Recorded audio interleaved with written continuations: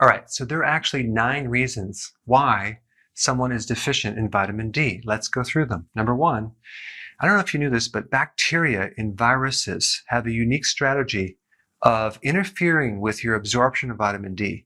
There's what's called the vitamin D receptor. And what they do is they block it.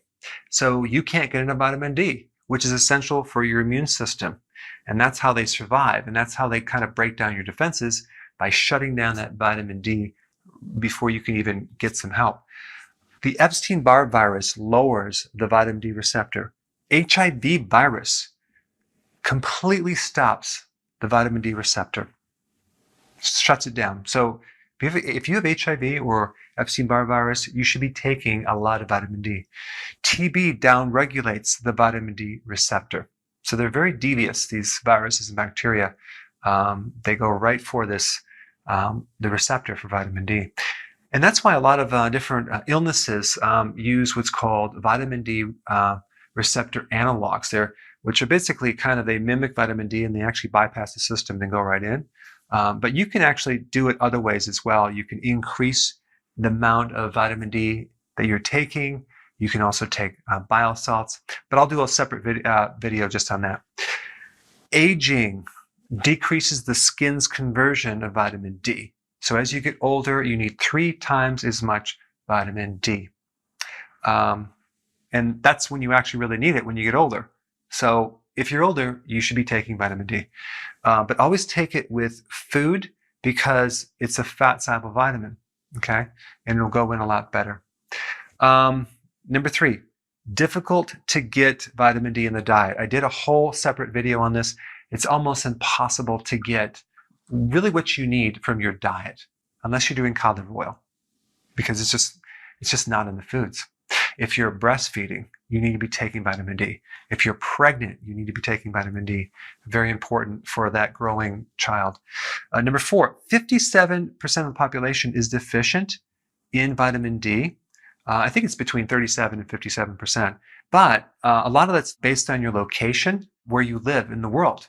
So in different latitudes, if you're in the south, in the tropics, chances are you're probably not going to be very deficient. But if you're in the north, which a very large population lives, that right there can severely decrease your vitamin D from the sun exposure. Number 5, mutations with the vitamin D receptor. It's called polymorphism, okay? And just a fancy word for there's some alteration in the vitamin D receptor in certain populations, okay? And it's actually higher than you think. And there's 4 different alterations in this little receptor, and it's a genetic thing. And you can get a test. You can find out if you have this problem. And this would explain if you have any of these symptoms, like for example, your depression, autoimmune disease, insomnia, adrenal fatigue that can't seem to be resolved, some skin disorder like psoriasis, eczema, chronic inflammation, and you're taking vitamin D. It's supposed to create effect, but it's not working. What you need a lot more, because you may have this genetic defect within the receptor, and it's just not working. You won't see any effects. If you have a fatty liver or hepatitis or cirrhosis of the liver, you're not going to absorb vitamin D too well, okay? So because your liver is key in the absorption of vitamin D, the conversion of vitamin D, even from the sun, as well as the kidneys. You need good kidneys and a good liver to actually absorb and use vitamin D. Number 7, you don't go outside anymore. You're inside all day long. Maybe as a kid you're outside, but now you just stay inside. Well, that could be a big reason.